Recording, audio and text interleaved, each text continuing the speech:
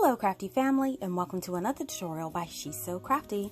For today's DIY project, we'll be creating a high-end inspired hanging wall sconce made with mostly Dollar Tree items and other inexpensive wood accessories. Now this design may be familiar as its concept was taken from my original lantern project that I designed and created last summer. Now this piece can be displayed in two ways with lighting as options. Now even though I opted for a weathered rustic finish, you can paint and decorate these in different ways to fit into a modern or even boho style decor. Now before we start, I have to say, hey to all of my subscribers, and if you're a new visitor to my channel today, I hope you consider subscribing as well and stick around to enjoy this craft and all of the different ways that you'll be able to decorate and style this in your space. So now, let's just jump right into the project. Now for this project, you're going to need one set of these Hot Wheels racetracks from the Dollar Tree. We're going to need one chain plant hanger from the Dollar Tree. We're also going to need one of these large bamboo rings from the Dollar Tree. And we're going to need one of these wood finials, and you can get these in a 2-pack from Lowe's for $2.98. Now we're going to start off with our racetracks, so just go ahead and remove all of the accessories that come with it and all of the packaging. Now it's very important before we start working on the racetracks, you want to sand them down. I'm using some 150 grit sandpaper, and you do want to sand both sides of it, just removing the sheen from the racetracks. This will enable any paint that you use to adhere well without cracking. So now that both sides of our racetracks are nice and sanded, follow up by cleaning them thoroughly, and I like to use rubbing alcohol, and this removes any grit or sand from the surface. So once both of those racetracks are nice and dry, we are going to go ahead and grab our bamboo rings. So I'm just going to go ahead and open it and remove the larger bamboo ring from the package. This is the one that I'll be using for this project, and this ring is about 7.8 inches. So this is the larger one, and we'll be using that. Now if you can't find the bamboo rings, a good substitute may be to use the smaller burner cover from the Dollar Tree if you wanted a solid top, or you can even go to your craft store and get some embroidery hoops, and the inner hoop would definitely work for this project as well. Now I'm going to take a piece of scrap paper, and I'm just making an imprint of the outline of that bamboo ring on there. Now if you can't see it, you could just go ahead and trace it onto the paper as well the same way. Now once we trace it on, I'm going to go ahead and cut it out with a pair of scissors so I have a template of that circle. Now once we have that circle, I am just going to fold it in half and then fold it in half again until I have 4 quarters. Now those quarter lines will determine where I put my markings for 4 equal sections, and I'm taking my Sharpie and making a mark at each one of those sections to make sure they're marked really nice and even. Now if you can't really see it, you can go ahead and follow up and darken those lines with your Sharpie, because you definitely want to make sure you're able to see them when you start applying your racetracks.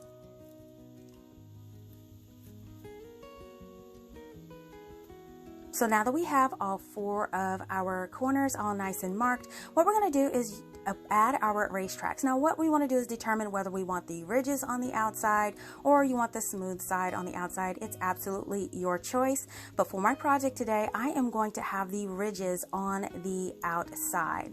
Now you want to line up each edge of the racetrack with the markings that you have marked on your bamboo circle. You're going to put one on first and then the other one right on top. Now here I'm just doing a test fit just to see if it will fit like I want it to, and if it's long enough or I need to shorten them.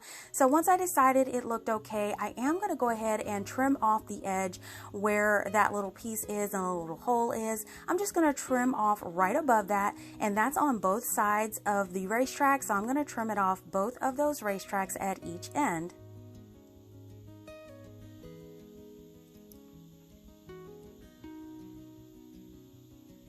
Now once both of the racetracks are nice and trimmed, here is what they will look like, and now we can move on to getting these to fit our bamboo rings properly. Now when we set the bamboo ring against it, we notice there's a little gap because that ridge causes a gap. So what I'm doing is marking the edge where the bamboo ring lays on top of the racetrack, which is about 1/2 inch. And then I'm taking some wire clippers and I'm snipping off about 1/2 inch of that ridge. So that part of the racetrack will be flat, and when you apply your bamboo ring against it, your bamboo ring will actually lay flat against it without a gap. This is what we want to have. So we're going to do this for all 4 ends of our tracks.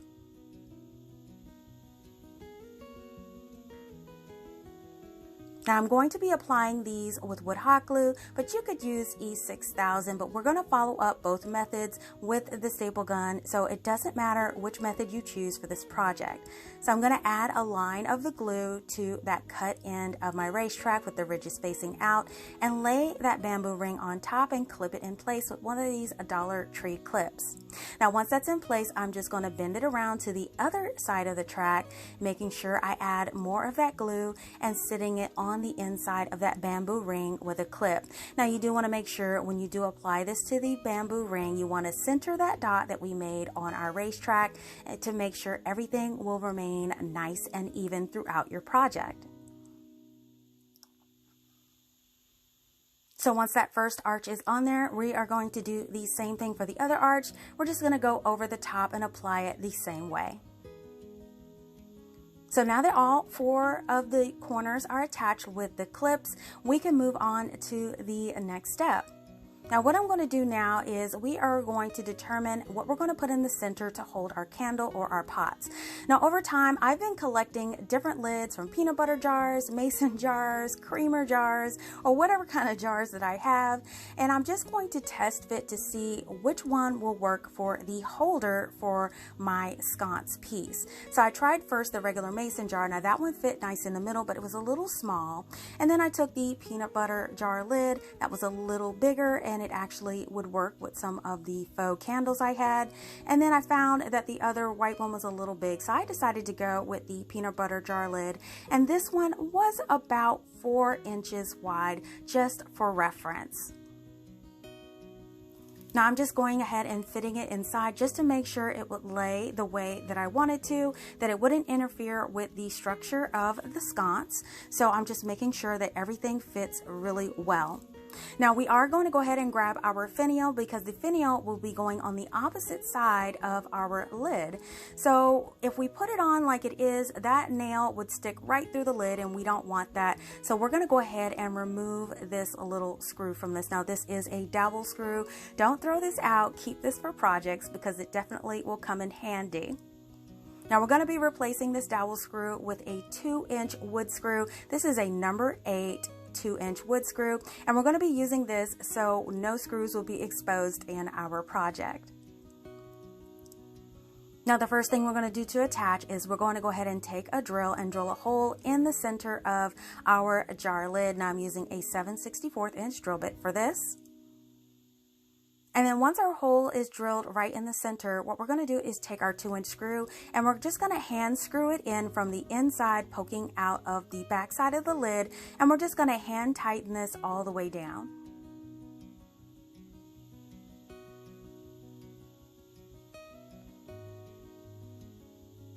Now once that is in place, this is where we're going to put it inside, and the finial will be on the opposite side.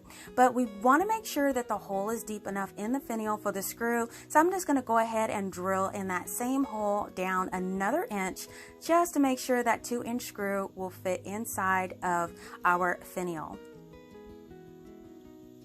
So now what we're going to do is we're going to make sure that our racetracks are nice and centered at the top. Now you really don't need to put a pilot hole in the center there, but I'm going to do it since I already have my drill handy.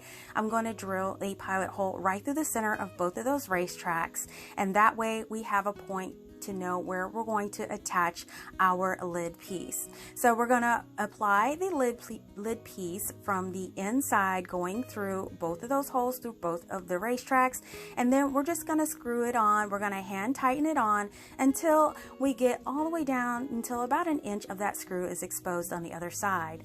Now we just take our finial and screw it on to the exposed screw. We're going to hand tighten it as much as possible and then use our drill to drill the remainder in and until it's nice and secure. So here is the finial all nice and secure, and you see there are no exposed screws, and this is what you want your piece to look like. Very clean and professional.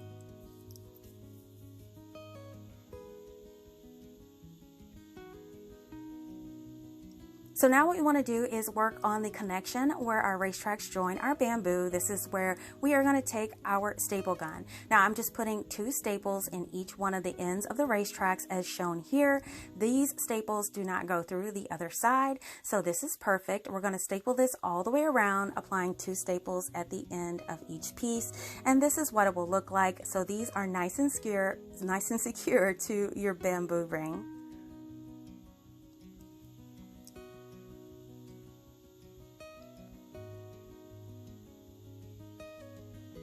So now what we're going to do is we are going to add some beads. Now these are 16mm beads that I have cut in half myself. Now I have a quick demo if you'd like to see it. I will link it in the upper right hand corner of this video and also in the description box below.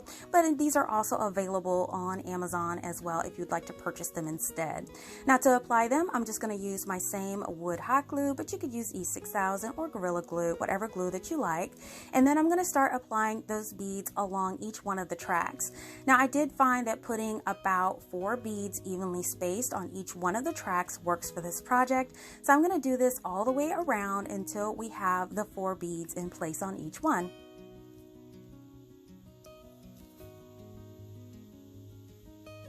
And now what we're going to do is add those same half beads to that bamboo ring. Now we're going to add these all the way around, again using your glue of your choice, and then just adhering them right next to each other all the way around. Now the bamboo ring is a smaller width than your beads, so that's okay if your beads overlap the edge. And once that dries, here are all of my beads all applied around that bamboo ring, and I love how this trim is coming together.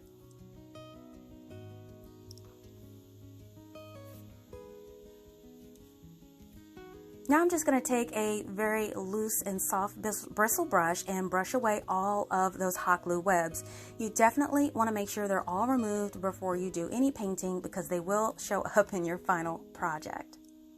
Now I'm also going to grab that plant chain. Now my plant chain is black, but I did want to paint it a lighter color. So I am going to paint this at the same time that I paint my frame for my hanging sconce. Now I am going to apply 1 to 2 coats of this Zinsser 123 primer. This is a very opaque primer and will cover up all of the colors on these pieces. So once these have set out to dry, about 30 minutes, these are ready to handle and to apply our final coat. So here is our chain all nice and primed, and it's ready to go. And here is our sconce piece. Now, when you spray paint, you notice some areas might be missed, but anytime I work with these racetracks, I always follow up with some chalk paint to get inside all of the creases of the ridge and also the inside areas you may have missed. This is the perfect thickness for your paint to actually cover up all of those colors. Now, I am going to paint this a different color, but if you wanted to actually keep this white, you definitely can touch this up with your chalk paint and then go over it again with your final color, whether it be white chalk paint or white spray paint, but you definitely want to hide all of those orange areas. It definitely ends up being a nice, clean, and professional project in the very end. So here is all of the areas of my lantern sconce piece, all nice and covered, and you want to allow this to completely dry.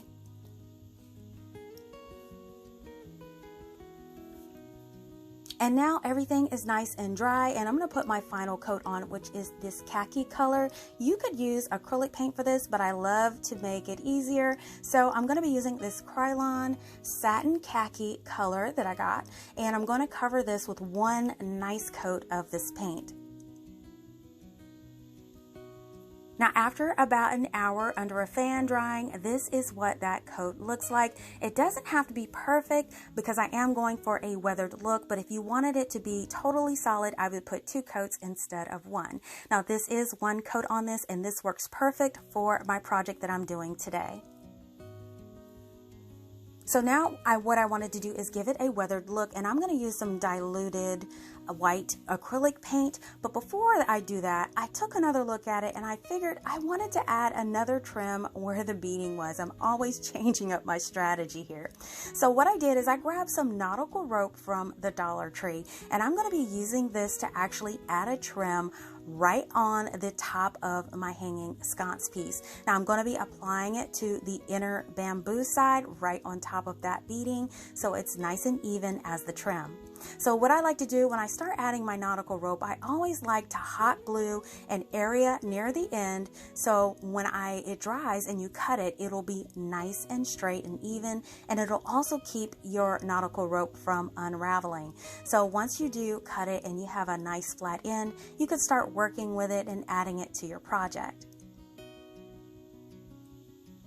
So I'm going to start laying it on the inside edge, and I'm going to apply little bits at a time. I'm going to start adding that rope to the inside, pressing it in place and allowing it to dry. And I'm going to continue this process all the way around the top edge of my sconce pieces with that wood hot glue. Now you do want to press it and just make sure it's nice and bonded and even, and complete this all the way around. Now once you reach just about the end, what we're going to do is find the end and again add more hot glue to that area where it will end and connect to your end piece. And then once that dries, you can use your scissors and cut it nice and even so it'll butt up nice and clean to the other end. And once you determine it is the right cut, add more glue, and then you can press it in place, making sure those ends are perfectly matched up. Just squeeze them together and kind of blend those fibers in, and you have a nice clean finish to your trim. Now everything looks nice and clean. I'm so glad I decided to add the nautical rope. It just adds another elevated element to the design, and it does continue to still sit nice and even if you'd like to have it that way.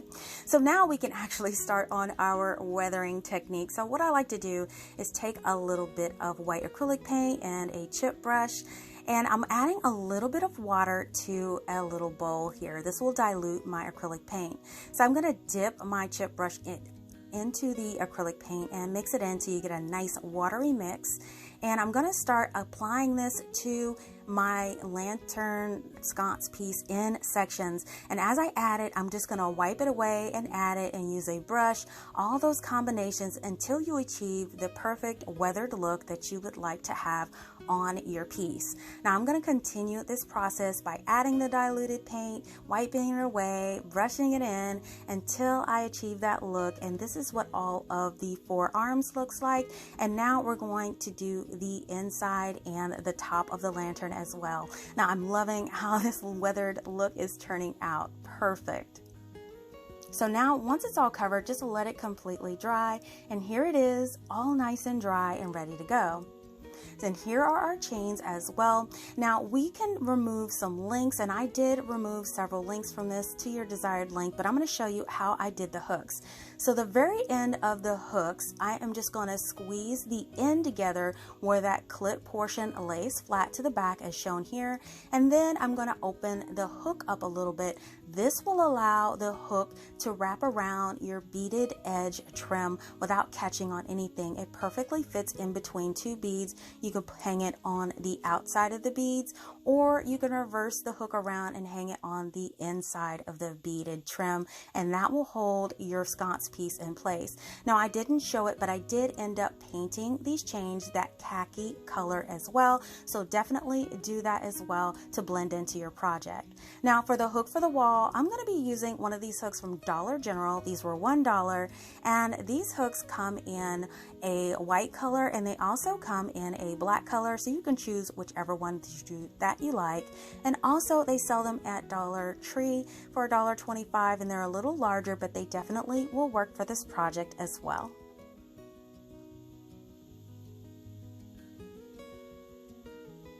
Now, as far as decorating, you can add anything you want. You could use some small potted plants. You could use some round wreath greenery if you like to. You can add a candle to the center. There's so many different options, and these are just a few that I'll show you, but I am going to set this up and see how my final project turns out.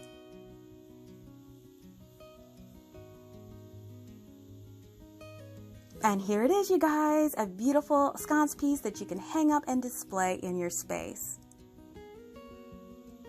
Now for this option, I've chosen greenery wreath along with an LED candle as an accent. And this finial has been beautifully finished to match the beaded sconce, and your guests would never know that these were Racetracks.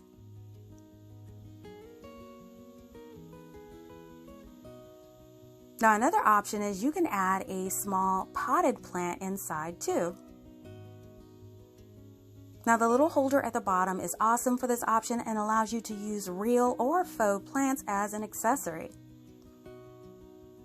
Now this option would be perfect with all of the spring greenery right now in the stores. And check this version out with the long stem greenery flowing out of the sconce. Now I do think this is especially beautiful since you can really get creative with real plants as well as create an awesome display.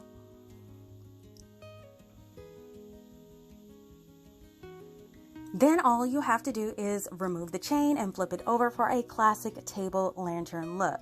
Now for this version, I've used the holder lid as the perfect spot for mounting a tap light that you can get from the Dollar Tree. Now this will perfectly illuminate all of your decor that you choose to place inside. Now I really do hope you enjoyed seeing this multi-purpose style sconce project today, and I hope you have as much fun as I did creating it.